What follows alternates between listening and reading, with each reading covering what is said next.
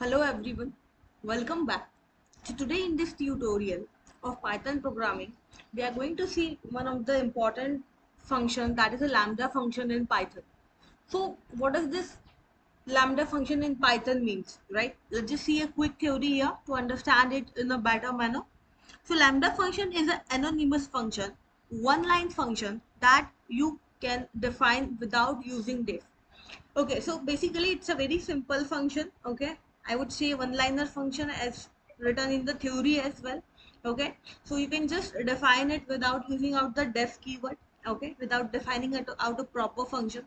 So it is used out for a short simple functions, usually are where you don't want to give a name to the function. So basically many times you just came to deal with such a situation where you don't need to properly define a function, right? And you just need to write the expression only without writing the function.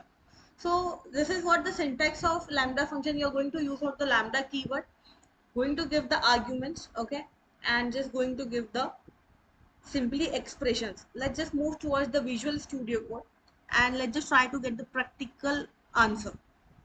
So here let's say I'm going to create out a add variable which is going to take the two, I would say, expressions. Okay, by the help of lambda keyword, I'm using a lambda keyword here. I want here x and y two values such that x should be added with y,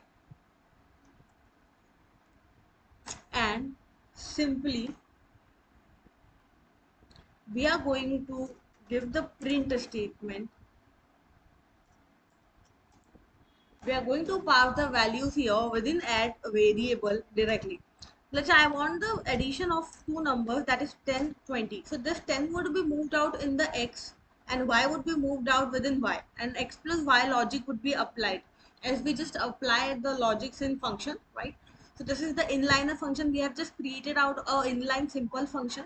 Okay, let me just comment it out. Let's say lambda function used. If I'll just try to get the answer, I just got it 30, right?